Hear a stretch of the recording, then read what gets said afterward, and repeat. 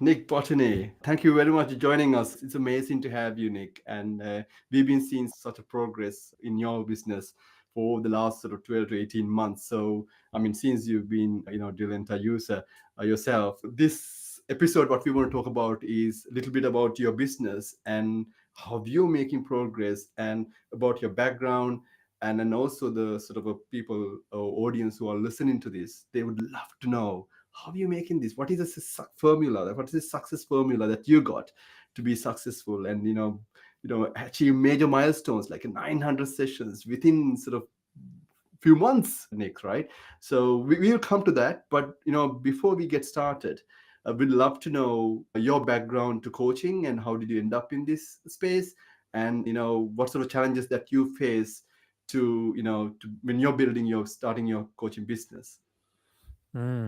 It's great to be here, Sam, and thanks for the invite, and also thank you for everything that you've done to be part of the growth of my business, because Delenta is just an amazing platform. I'm sure we'll sort of touch on bits and pieces of that, as we go on. But yeah, my background was in the music industry. So these days I predominantly work with either artists, musicians, or people associated with the industry itself or music education.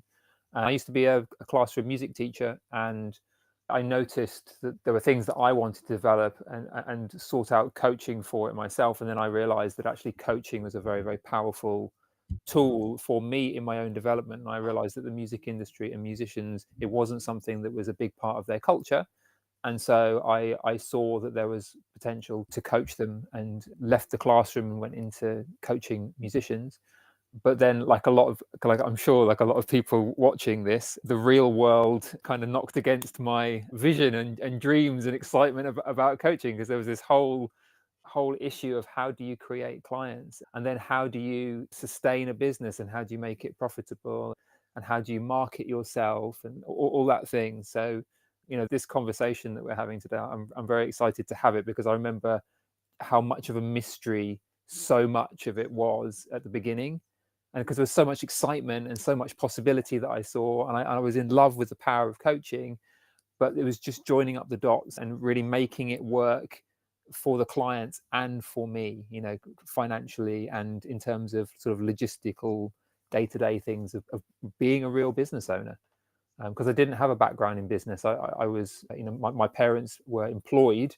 They didn't come from a business background, and I didn't really get any training at school, particularly in running a business. I didn't have role models in that kind of thing. And it's only been since I've been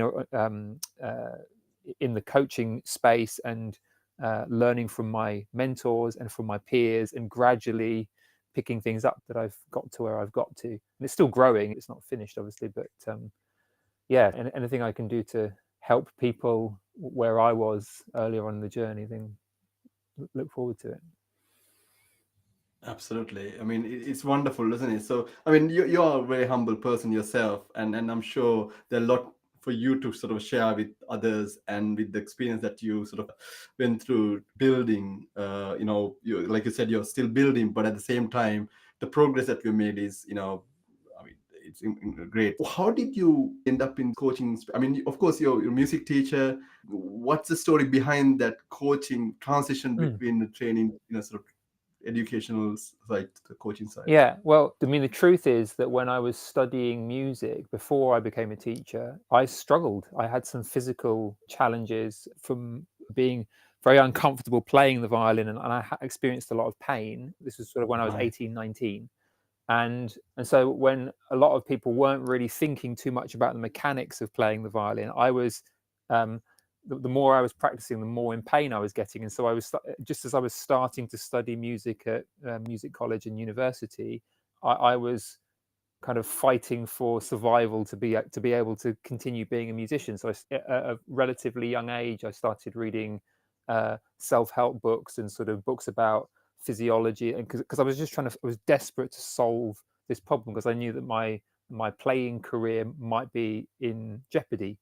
And so I started, first of all, it was books about things like the Alexander technique and using my body in different ways, and things like yoga. And then I discovered that whole section in the library where there was, or bookshops where you could learn to speed read, or you could learn to memorize things, and then there was like Transform Your Life, and all these books were just opening up to me. And so I started reading them, and then found this whole world of people who were doing something different to what I saw that my teachers were doing.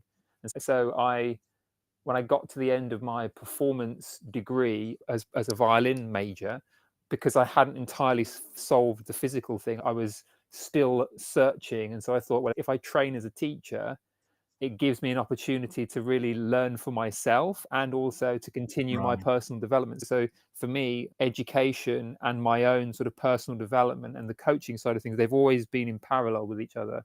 And so like when I was in the classroom, even then I was watching the young children that I was teaching and trying to figure out about the mindset and how they were thinking about themselves, and why was it that some kids had a more successful mindset than others, or why was sometimes my lessons working for one kid but not Yeah. for another. And I go to parents' evenings, and parents would talk about all their beliefs that they have about why they couldn't be musical. And it was just fascinating. So all the way through the education thing, I was always a coach in preparation. It always felt like I was learning, but I was also teaching. For me, it felt like it was always both. And so Right. basically, there was a certain point at which everything I was learning sort of outside of teaching, from the coaching world and from all this self-help stuff, I was starting to apply it in the classroom. And then I realized actually I'd prefer to go even further into that world and then train as a coach. So by that time I was head of music, running a department. And rather than to become like an advanced skills teacher or a deputy head or a head teacher in a school, I thought, well, actually, I'm going to start doing some coaching training. And then I started getting excited about doing it professionally. And I didn't know how I could make that work, but I heard people like Tony Robbins and like Paul McKenna and Richard Bandler, various other people that I encountered, and it was like, oh, maybe there's a career here, maybe there's an industry here. I'm sure something could be created for musicians here. So yeah, the coaching bit was always there in my teaching. It was, I mean, based on the kind of personal crisis that I had when I was about 19, 20. So Wow. There's a bunch of questions around that educational, how self-development can sort of integrate with the education industry, isn't it? So that's another web itself, I guess. So in this sort of a situation, when you sort of moving or when you start exploring this space, did you find any individuals who's doing this actually from music and combining music and self-help, or do you have to do it yourself? Or you have to find your own sort of methodology and combine these, flavors together? yeah, when I was looking for my own development, it didn't occur to me to go to someone who was a specialist for musicians. I just went to the people who I was just Right, interested in. And then along the way, there's one or two people who are maybe performance psychologists for musicians, right. and there are one or two Okay. people who are kind of music teach or like performers who have quite a spiritual way of teaching. And so that they sort of, there's one quite well-known piano player who's written some books about the sort of spiritual and mental side of improvising jazz. His name's Kenny Werner. Right. There are one or two people, but I've never come across anyone that's sort of combining like the deep transformational coaching with professional musicians. I didn't really come across that. What I did come across when I was training as a coach was there was a mindset coach for PGA golfers and hockey players and Olympians that I did some work with, because I thought, because the way he was and how he worked with people, I wanted to do that. And I thought, if he can do that with these very demanding sort of high pressure client, or how I perceived it, like high pressure, high standard clients, I'm sure I could Right. borrow stuff from that and take it. So I've tended to notice people who could be an inspirational figure and sort of borrow from things and then see if it works in the music industry and take bits and apply it. Yeah. Wow. So I haven't, in answer to the question, I haven't really found people who are doing exactly what I'm doing, but I've just borrowed bits and pieces wherever it's made sense, because I feel like I'm making up this career as I go along. Yeah, I know. I'm kind of like aware of your background, right? As I seen, social media that you know what to sort of talk about, and we are very specific to your niche, and you're very, very clear about the people that you want to work with and how you want to Mm. help. So, do you want to sort of go into a little bit more into that side, like how you kind of end up in this sort of music industry with the transformational coaching, and sort of who are your audience, your customer? Yeah. People seem to be attracted to what I do for various different reasons. So to begin with, I was trying to, I think I was trying to be like the kind of high performance mindset guy for just for performers. And then I realized that there are a load of people who didn't fit into that. People will talk to me about a niche, and I don't really think about it in that term anymore. I just realized that if I be myself and I share the things that excite me and work with the people that energize me, then the right people tend to find me, right? So who they tend to be now tends to be, so I do have some very successful performers. So I have people who are like, I've coached rock stars, I've coached concert soloists, I've coached rock musicians, classical musicians, pop musicians, multi-platinum selling singer-songwriters. So people who are very much in the performance space in quite high pressure situations. I also work with average, everyday, wonderful gigging music industry professionals, so session musicians, Right. people who've got a portfolio career. So sometimes they're doing a bit of teaching, they're doing a bit of recording, they're doing a bit of writing. Sometimes it's people, increasingly actually, it's people who are fascinated by teaching and they want to go further. So people who've noticed the same things that I've noticed, which is, I like teaching, I like developing students, but I'm being drawn to doing deeper work. So I've certainly got 4 or 5 clients now who they are an active and very skilled musician, but they're very curious about transformational coaching, and they want to do some of their day-to-day work in the field of transformational coaching. And because they see me doing it, they want to learn from me. So like they'll kind of mentor musicians who want to become coaches. And then there's just people who are not in the music industry at all, and they see what I'm Oh, really? so sometimes sort of executive coaches, sometimes public speakers, sometimes people who are just curious about the sort of musician's mindset and mastery and like my attitude to skill acquisition, that sort of thing. So sometimes there are certain coaches who want to learn from me just because they see how I am and they find that interesting.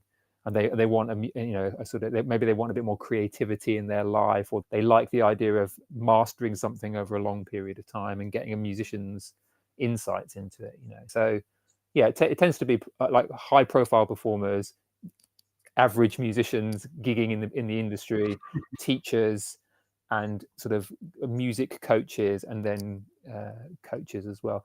And occasionally I'm also doing some work in the sort of executive coaching in the music industry. So sometimes business owners, or sometimes CEOs or sort of C-suite executives, but there's a proportion of that I do as well. Wow. It's Wow. That's quite amazing. a variety of people that I work with. Yeah, I mean, I would basically say that's not the answer that I kind of expected, but I like that, sort of tangent towards, like you said, you don't basically define the dish, but you define sort of your own way of, you sort of transpire who you are and I'm the how you niche. can Yeah, I help. think that's the most honest answer is I be myself, and then certain people seem to be attracted to that, and I get energized by working with all of those people, and they figure Wow. it out. So I've just learned to, obviously it's usually something to do with the world of coaching or music, but I Right. don't try and be all things to everybody. I've just learned to be myself, and pretty much the rest sort of sorts itself out. So to get to that stage, I think there's this interesting journey behind that, obviously. Like, what sort of challenges that you've, sort of faced to get to that stage where now you feel like this is how I basically sort of created my own way of building my business, so attracting individuals to ourselves.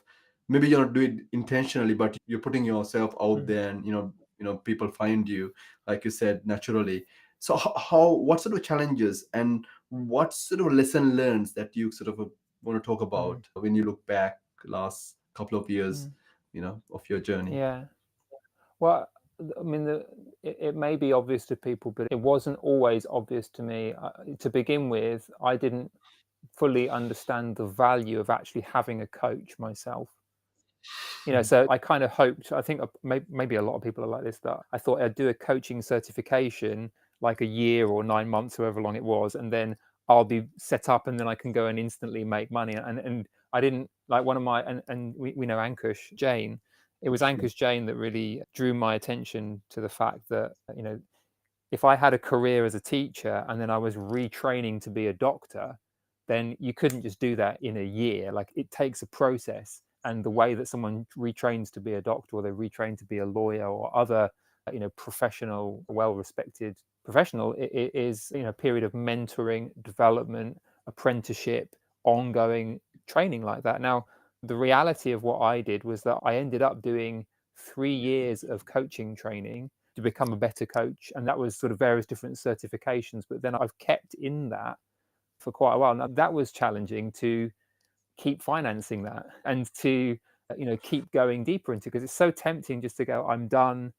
Now I just want to make money, And then once I'd, been developing as a coach and getting some practice with my first clients, then I also, reinvested again to study the art of building relationships and creating clients. A lot of people, I think, see them as, if I'm a good enough coach, then the clients will just come.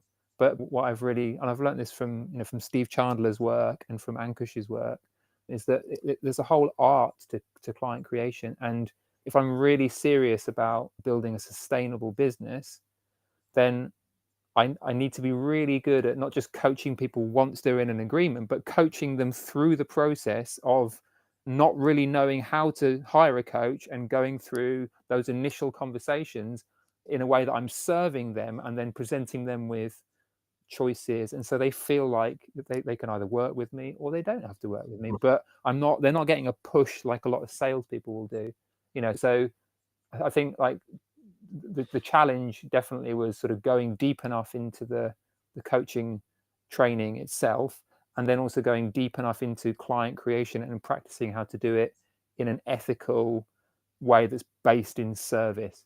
So it took me, like a lot of people, like I would see Facebook ads, I would get, I'd end up on someone's email list, I'd be watching a million YouTube videos, and so there's all the distractions that I had to go through before I realized that it's about being a good coach and knowing how to create clients through relationships, and really building long-term, meaningful, service-based relationships.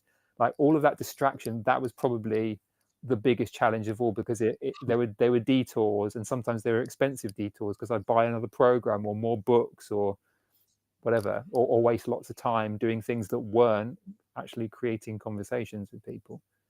So yeah, I think those three things have been, looking back, they're the things that have made the most difference. Because you've seen me share on social media that recently I crossed the 900 hours worth of coaching. I've done way more than 900 hours of coaching, but Delenta has logged 900 hours, and that's been because I've had a lot of conversations that I haven't been paid for. I had a lot of conversations, and then by the time they ended up on Delenta, I would sometimes have 2 or 3 conversations before someone will become a paying client. So it's been Right. a lot of service, a lot of engagement, a lot of coaching that's led to that. So just doing enough of it. Yeah, I love that. I love that. So when I started, when we are like as a team and start thinking about coaching industry, I had this question about like, is coaching transactional? How can basically we move into sort of more relationship and more trust Mm, based, industry or service compared to you buying, I don't know, chocolate from grocery and you basically use it and done. Like forget about that entire experience. But here what you're doing is you being present and being empathetic, and then you have such a great relationship, that profound mm, relationship that you're building. So we call it like a trust funnel. Like we couldn't find a word in the mm, industry or anywhere, mm, like because everybody talking about sales funnel, marketing funnels and all that. And then we said, you know what, Delenta, you basically can have a discovery course, then you can basically define a sort of free coaching package, and you basically bring them through the process mm, of how you can experience this entire experience with another mm, coach. And that's the sort of a start to the relationship for long term or short term, or how you can add value even for long term, and then basically have a transactional relationship after that.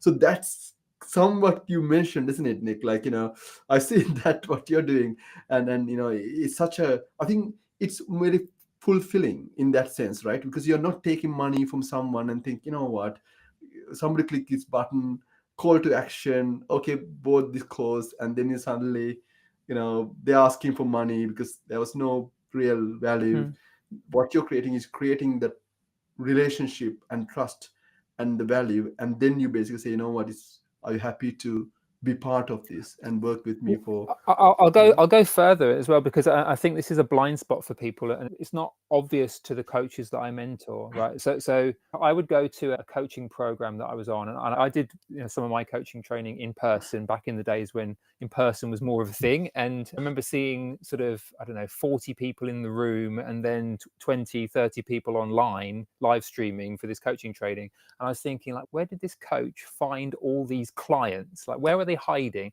And I remember sitting there and kind of having this idea that clients were out there and I just needed to go and get them. Right. And if I could only find them, then they'd pay me. Right. And people now, they ask me the same thing. So when I run a group program, they say, where did you find these people who are so open and coachable and committed to their personal development? And I say, I didn't find them.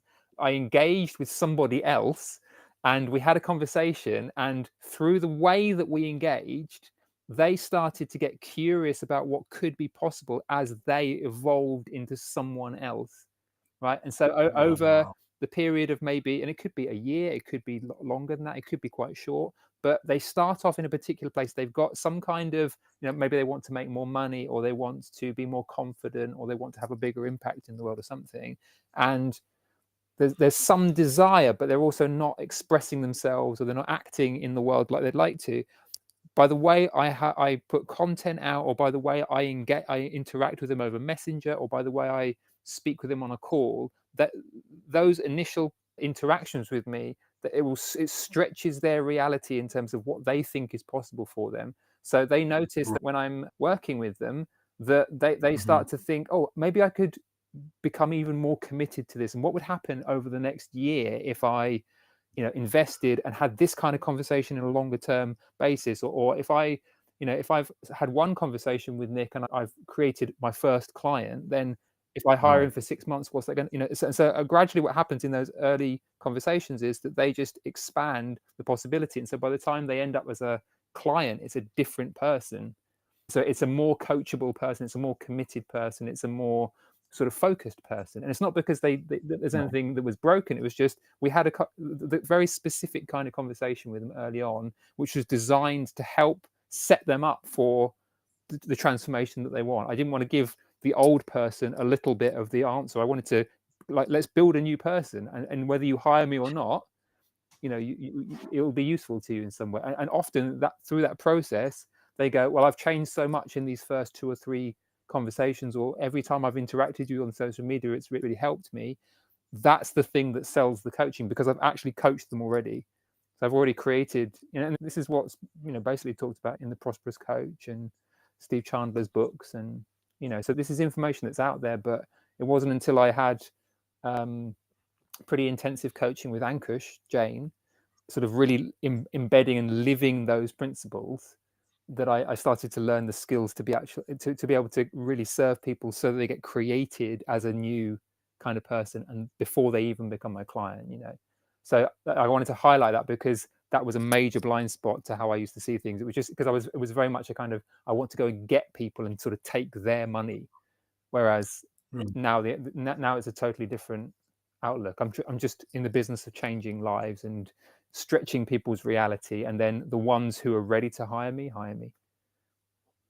Wow. Wow. That's amazing. Like, thank you for doing that. Like, that's such a service. And like what you just mentioned about the journey that Mm, you've sort of taken them through, how would you sort of put into a workflow or something that people can understand very quickly? Okay, this is how mm, Nick goes about. Maybe you can basically, I'm sure you're using Delenta for this as mm. well. Like, would you like to sort of give a quick kind of, like, say, this is my process kind of. I'm sure this is not cookie cutter. It's such a profound Mm. relationship. But there's an element of process that you follow Yeah.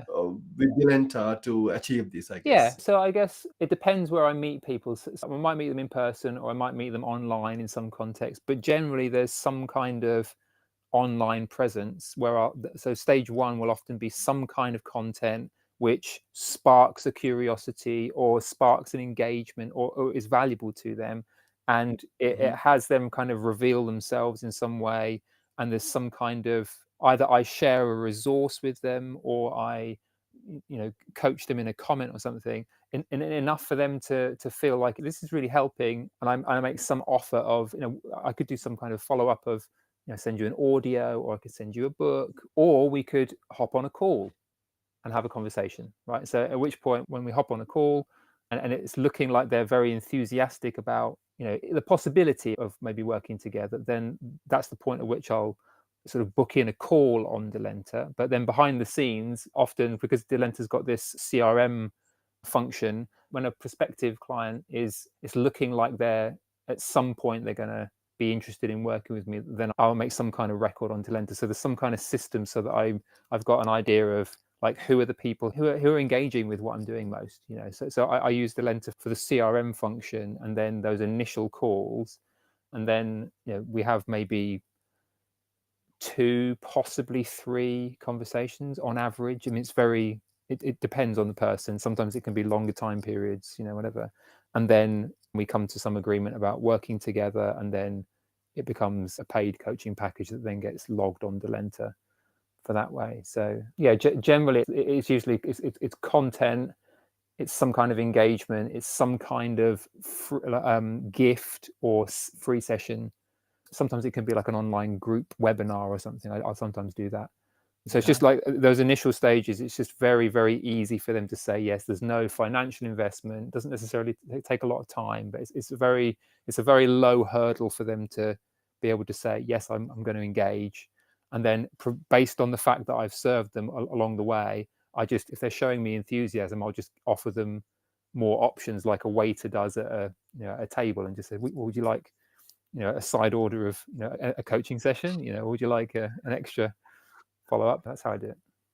Yeah, no, that's wonderful. I mean, the people who are not maybe familiar with Delenta, when Nick said something about now 900 or 900, coaching hours sessions that recorded, that Nick or anybody using Delenta can't manually add that number. It's actually you have to conduct those sessions on Delenta at the time when they initiate the session.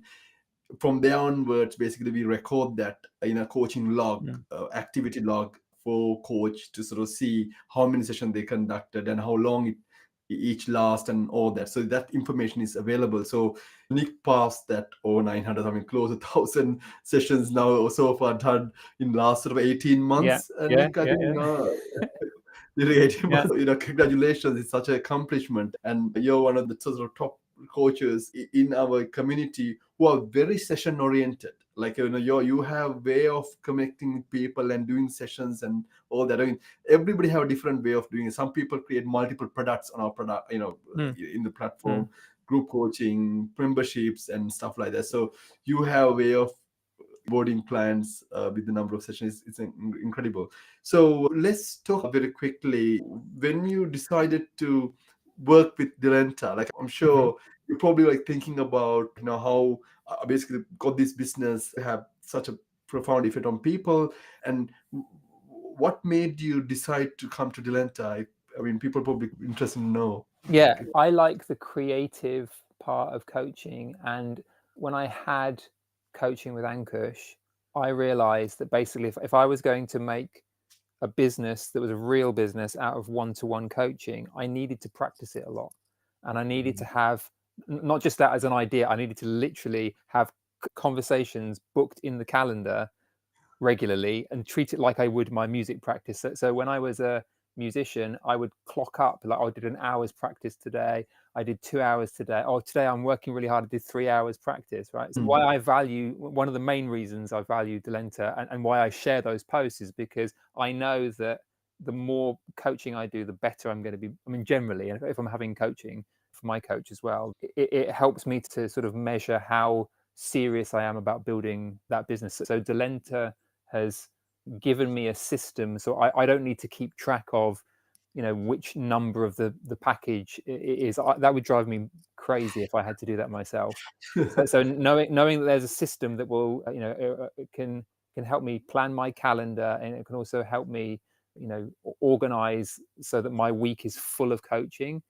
When I realized that Delenta could do that and I didn't have to do that, that was the main reason. And also because I used Delenta as a client first, and I really like the fact that I didn't have to sort of go into something like Facebook or my email or anything like that. There was just this platform that was away from other noise, that we would just have a place of like, here's how many sessions I've got, here's the audios to listen to. So it really helped me to focus as a client.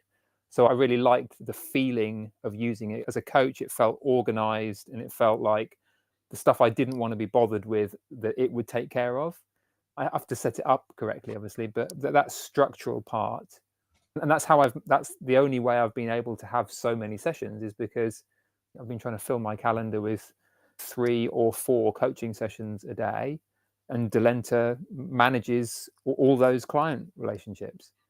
So yeah, it was the structure of it, because it gave me a system to be able to do that much coaching, because I knew I was going to be having to do that much to get to where I'm working to get to. Thank you very much for that. The world that we are living in is time is so limited for most Mm, people and almost all, everybody, I would say.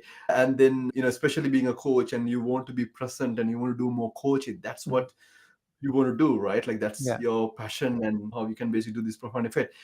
It's just that what we are organizing is probably more time saving for you to basically do more coaching, Mm, Nick. That's what mm, our promise to our community. And do you see that we are achieving that for you? I mean, I'm not putting you on the spot or anything, but I want to make sure that we created this one is organization, yeah. but as a value outcome, do you think that time saving is Absolutely. one Yeah. element? Yeah. I trust that the platform, it manages administrative things that I don't have to worry about. And especially because I've got a very busy coaching practice, I haven't got space to be able to do that. So yeah, it really has helped me to have more of my time doing the coaching thing and less worrying about the logistics. And it's only relatively recently that I've started to use more of the features. Now, I wasn't using the scheduling, and so I was regularly having sort of 2 or 3 like calendar ping pong conversations, and then I realized, I could actually sync it with my Google Calendar, and so Right. it took a little while to sort of sync it and set it up, but now it's set up. Clients are booking in the sessions, so all of the pieces fit together, and Delenta allows me to, I just give them the link, and they will book in the slots, and it all works together. I don't have to have all that messaging. I know it's just there's other apps that will schedule things, but having it all in one place, it's just brilliant. So yeah, it really has made a huge difference. And I'm not getting a kickback to say this. I'm on here because I love the platform. I found it really, really helpful. Genuinely. Thank you, thank you, Nick. Again, like full disclosure, this is basically Nick's. We bring these partners, community members, users to help our audience to educate themselves or learn from your wisdom and Mm, experience, because they don't have to do the same mistake, like you said, getting distracted and figuring out what's going on and find that next client, etc., etc. But in your case, from this conversation, I would basically say, yes, be yourself, right, authentic self, and learn to become more better mm, coach and create the value for people. And through that process, you become more known in the community, right? Everybody's connected in some respect, so people tend to recommend to others, and slowly you start building a business. Is there any advice, Nick, from your point of view? I mean, I'm sure there's a lot of golden nuggets that you shared with us, and then thank you very much for that. But is there any advice that anybody who's listening, maybe they start in the coaching business or be thinking about starting coaching business, or even they're in this sort of a journey of, like you said, like getting distracted, what advice or suggestion that what would you share? mm. I think probably the main advice I would give would be, there's a huge difference between getting excited about helping someone in theory. So like a new coach going, oh, I could, like me, I could work with musicians, or that person, I could help them, or they've got a blind spot and it would be so exciting to jump in. And so there's a difference between theoretically being able to help somebody and actually taking responsibility for being the person who says, I've noticed something there. I'd like to make you an offer there. Would you like to? Would you like to read this book, or let's have a conversation about it? Come with me. I've got you. Being that presence who actually takes responsibility for it, and not just takes responsibility to try and get them into a paying coaching relationship, but when you're seeing them, interacting on social media, or you're having an initial call, it's like, okay, this person, I could be in their life for the next year, I could be in their life for the Right. next 10 years, right? What does this person actually need? Taking responsibility for that person like you love them, like they're a member of your family, and really taking responsibility in that way. That's something that, like in the early stages of coaching, I was just so excited by the possibility of it. I didn't really think through what really helping someone would involve. And as I started to slow down and go, okay, what if they hire me? How am I going to help them? What am I actually going to do over the next 6 months with this person? Where do I want to start with them? What would be, a miracle for this person? If I could work with this person for 3 sessions and absolutely change their life, like what would be a miracle I'd want to give them up front, so that everything else across the rest of the 6-month or year-long agreement that we have would just be a bonus.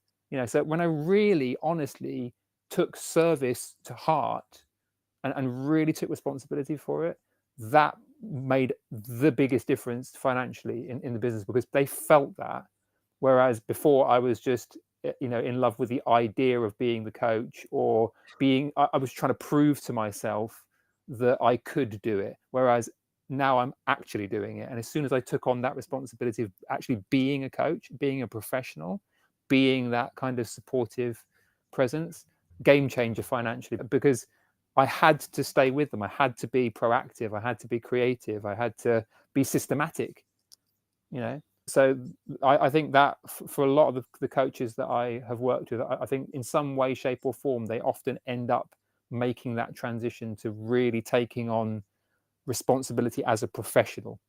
It's like a doctor says, no, you come to me, I'm going to sort you out physically. I'm going to fix that problem. I'm going to make sure that operation happens. There's a certain professional responsibility. So that would be my main thing to offer, because I think it's a major blind spot for people. It certainly was for me. Yeah, no, that's wonderful, and that's where probably, like you said earlier, about sort of investing in yourself and having a coach to walk you through that journey. Somebody who have done that in the past and sort of fell into this sort of blindfold. So that's also really interesting. So I mean, Nick, this is incredibly valuable. I'm sure whoever listened to this, it's going to be really valuable. How do they find you if somebody wants to sort of reach out to you and get your advice? Yeah, I mean, they can find me on Facebook. I've got a YouTube channel. They can contact me there. My website is nickbotinni.com. So there's contact there. So they'll find me. Brilliant. Okay, so sure. So you will see that in somewhere here, there. It depends on the channel. You will see this information. So yeah, Nick, I really thoroughly enjoyed this. I'm sure people will agree that some of the advice that you share is refreshing, and for them to sort of think about their journey and building their coaching businesses. And again, thank you very much for the service that you're offering. And we've seen the results of creating so many hours of coaching in our platform. So thank you very much, Nick. Thank you. My pleasure. Thank you for everything that you're doing, and your ongoing commitment to sort of refining and developing the platform. I really love that about being a Delenta customer, because it really, if I ever have a question or a suggestion, it's so dynamic, it's so responsive, and I've not had that in another business. So I really want to acknowledge you for how you've created this business. It's phenomenal.